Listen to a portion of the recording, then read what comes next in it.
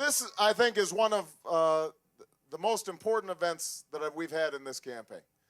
It is truly a great honor because as I've traveled across the country, one of the things I've made a point in doing is meeting tribal leaders everywhere I go. And the bond that I would like to create between an Obama administration and the nations all across this country, the government-to-government relationship that is so critical, is something that is going to be a top priority under my administration. And I want all of you to know how important it is to me. You know, I often talk about how the needs of American people are going unmet in Washington. Well, few have been ignored by Washington for as long as Native Americans, the first Americans. Too often, Washington has paid lip service to working with tribes while taking a one-size-fits-all approach with tribal communities across the nation. That will change when I am President of the United States.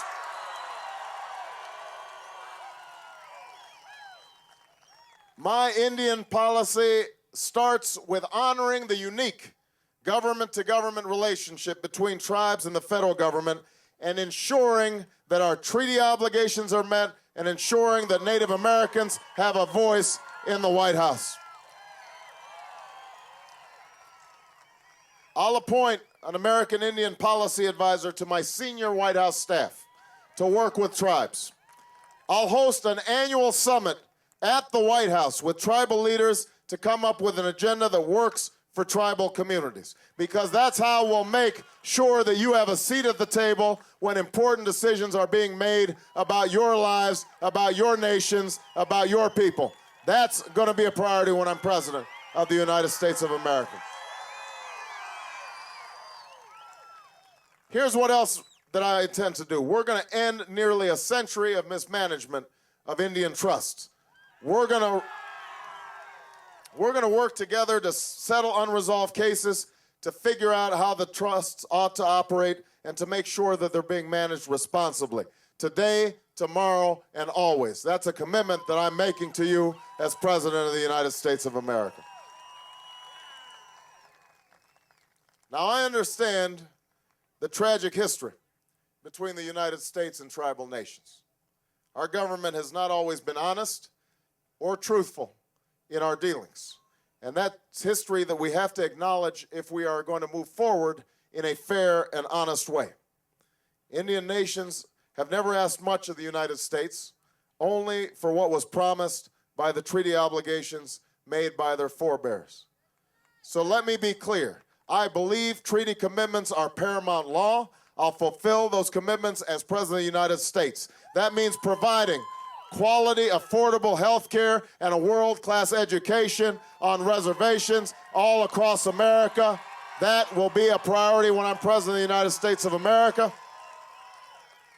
That's why I've co-sponsored the Indian Health Care Improvement Act in the United States Senate. That's why I'm fighting to ensure full funding of Indian health services, and that's why I'm fighting to increase funding for tribal colleges and for primary and secondary education for Native American children.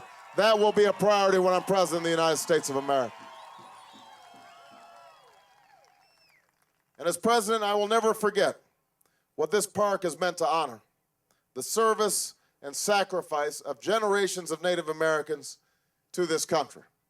We have to keep our sacred trust with Indian veterans by making sure no veteran is falling into homelessness, and that all our veterans are getting the benefits and the support that they've earned and the respect that they deserve.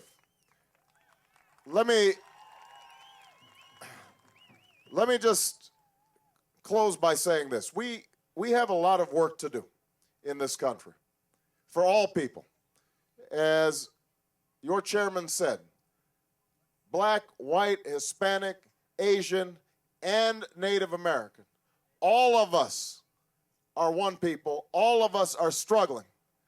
People don't have health care. People are losing jobs. People have inadequate housing. Young people can't afford to go to college. Their schools are underfunded. My job as president is not just to get elected and sit there in Washington. My job as president is to make sure that Washington starts focusing on you, on your hopes, on your dreams, on your concerns. And to do that, it starts with a sense of respect. It starts with a sense that all people are worthy of respect. And unfortunately, that's not how Washington always operates. The Bureau of Indian Affairs sometimes acts like a bureaucracy that doesn't know anything about what's going on in the day-to-day lives of people. We need to shake up that bureaucracy, get them out of Washington, have them come here to Indian country and start getting a sense of what's going on. You guys pay taxes too. You deserve to get decent service from Washington. But here's the thing that I want you to understand. You know, I was born to a teenage mother, and my father left when I was 2 years old. So I didn't really know my father well. I was raised by a single mother and by my grandparents. And we didn't have a lot of money, and we didn't have much of anything. I was growing up in Hawaii at the time, and where I was growing up, there weren't a lot of black families, and so sometimes I was looked at as sort of an outsider. And so I know what it's like to be on the outside. I know what it's like to not always have been respected or to have been ignored. And I know what it's like to struggle.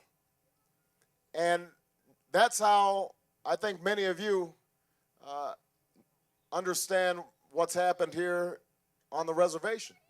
That a lot of times you have been forgotten, just like African Americans have been forgotten, or other groups in this country have been forgotten. And because I have that experience, I want you to know that I will never forget you. You will be on my mind every day that I'm in the White House. We will never be able to undo the wrongs that were committed against Native Americans. But what we can do is make sure that we have a president who's committed to doing what's right with Native Americans, being a full partner, respecting you, honoring you, working with you. That's the commitment that I am making to you, and since now I'm a member of the family, you know that I won't break my commitment to my own brothers and my own sisters. Thank you, everybody. God bless you. I'm honored to be part of you. Thank you very much. Thank you. Thank you very much. Thank you. Thank you.